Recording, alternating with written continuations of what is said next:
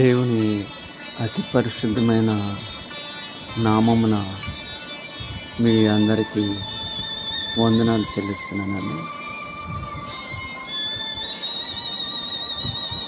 మొదటి సమూయేలు రాసిన గ్రంథము 24వ అధ్యాయంలో శత్రువుని ప్రేమిస్తే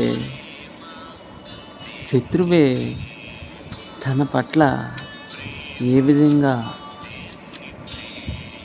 కన్నీరు కారుస్తూ ఎలా దీవిస్తున్నాడో మనం ఒకసారి పరిశీలించినట్లయితే దేవుని పరిశుద్ధ గ్రంథంలో నుంచి మొదటి సమూయేలు గ్రంథము, సమూయేలుకు రాసిన మొదటి గ్రంథము 24వ అధ్యాయము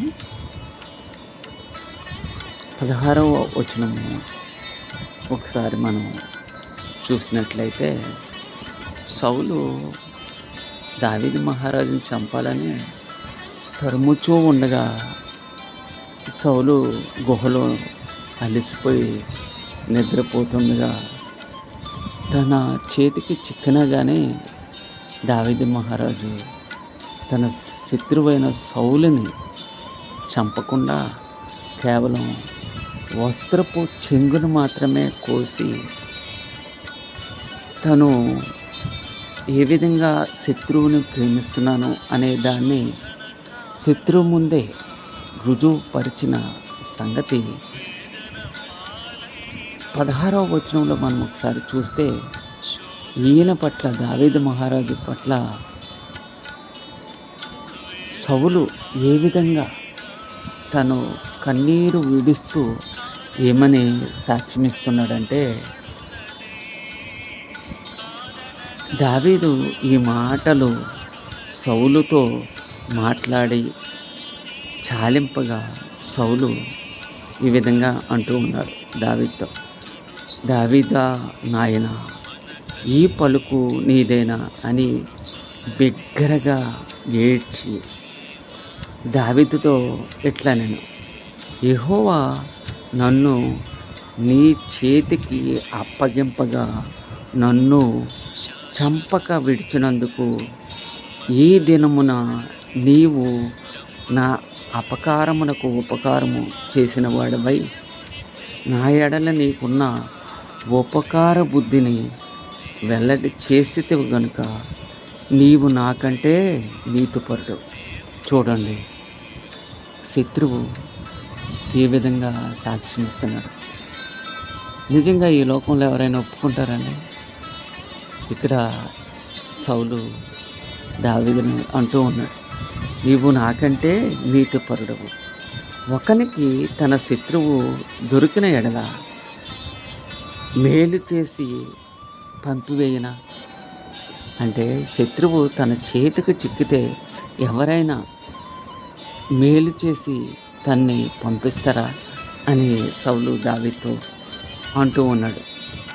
ఈ దినమున నీవు నాకు చేసిన దానిని బట్టి యెహోవా ప్రతిగా నీకు మేలు చేయునుగాక అని దావీదు మహారాజుని సౌలు దీవిస్తూ ఉన్నాడండి.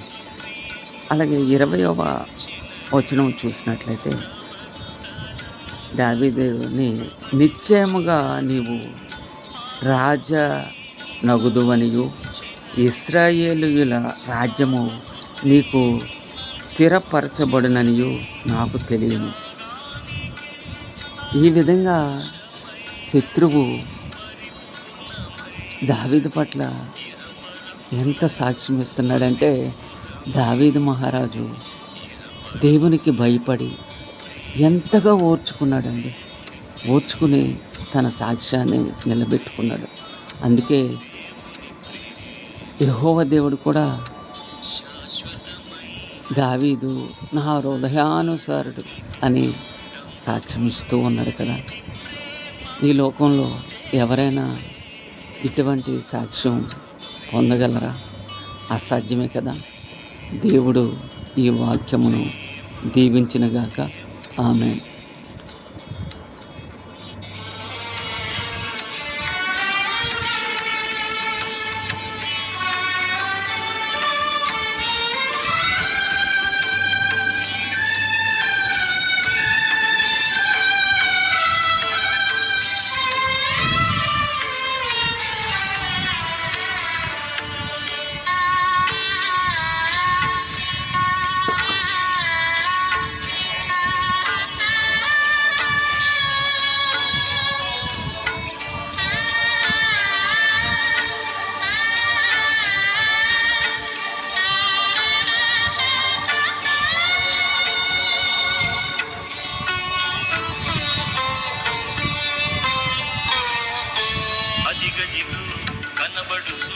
అది ఏ కల్వరిగిరి